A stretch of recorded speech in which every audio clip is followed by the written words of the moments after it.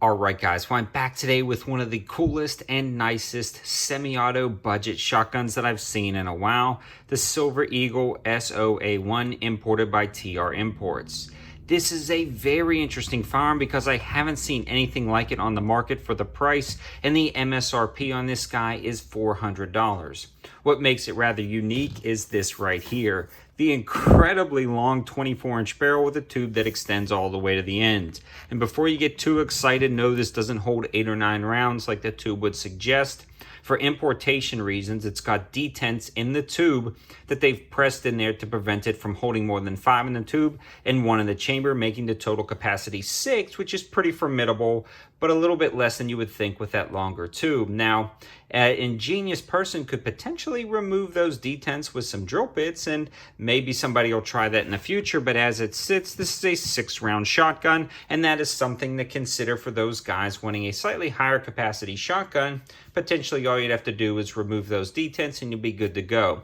You wouldn't be crying foul of the law because there's no rules that say you can't modify your own guns. It's just for importation reasons the company can't do it. With all that being said, this lends itself to an amazing hunting, semi-auto shotgun, or a competition shotgun. More of a sleeper style competition when you consider the MSRP, again, is that $399. I've also seen the street price come down as low as $350, even $320 for the previous version, I believe was called the Golden Horse. It's the exact same shotgun, but the names have changed, and you can still find some of those floating around for about $320, which is a steal of a deal. Also, the other cool thing about this, it has an integrated pick rail at the top, perfect for adding optics, and then it has a really nice fiber optic sighting system that rides on the barrel from the front to the rear, and that actually works out great. You can use the sighting systems when you don't have an optic on top, or you could put a red dot for some very interesting competitive shooting. The other operations of the shotgun are pretty traditional. The loading gate is located on the bottom. To load it, you'll just simply pull it back. It'll lock into place right there. You'll drop your shell in. The bolt release is located on the side. It's fairly smooth. And then the loading gate drops down and you can see this aluminum follower, which again is another nice touch. There's quality exuding in every aspect of this gun. And I keep thinking of the price, and they are doing a very good job at that price. In fact, they're just doing a good job in general. Although one thing I did notice was loading the rounds was a little bit sticky. It's got a snap piece right here that locks them in until it's ready to load the next one, and that's a little stiff, but I imagine it'll break in. And when you're loading this, I do not like this edge. You can already see your thumb wants to get stuck and you will get bit bad. As soon as you press it in, see my thumb is locked into place. So you're going to have to develop loading techniques, which a lot of competitive shotgun guys do, where you'll hold that down as you're loading. Something to consider though when you're picking this up, this will snag your thumb, and probably its only and biggest con of the entire shotgun. Moving to the rear, you've got that release right there. So if you did want to just drop out those rounds every single time, you can click that guy. That way, what that's going to do is allow it to lock back. You'll drop it home, it'll load that, you can kick out the rounds, but at this point, the gate won't move until you depress this again. Now the gate's gonna drop down and load the next round when it goes all the way back, and then it's got the safety located at the rear.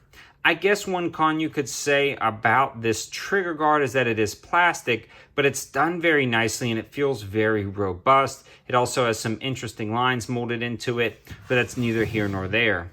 The stock itself does a really good job. It's got some nice texturing on the tang, and it swoops down right here, and it allows you to get a good hold on that shotgun. Also, the rubberized butt pad is pretty slick, and again, it allows you to just mitigate some of that recoil.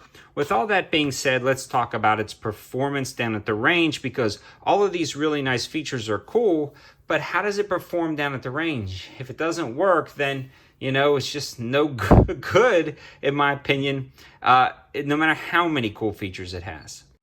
So the first thing I want to discuss is reliability, because that is key. Starting off, you're going to want to break it in. TR Imports actually sent this out to the channel, and they told me, hey, run some high brass, high velocity stuff, and I did. I probably ran about 25 rounds of high brass ammunition, and now it actually runs most low brass ammunition, so that is pretty cool. You can actually run some off-the-shelf cheap birdshot, $5-6 a box stuff, and it works good once you break it in. Now, not all of that is going to work 100%. You will have to handpick some loads that it likes, but this is far, far less picky than a lot of other semi-auto shotguns I've used in the past. And this is an inertia-operated shotgun, so it works out pretty well with a wide variety of loads. Now, with reliability out of the way, we really had 100% function after the break-in period with all high brass ammo. And again, once you found that correct low brass load, you had pretty good reliability out of that as well. So overall, pretty happy. Now, shootability, this balance is really nice. It interfaces with the user very nice.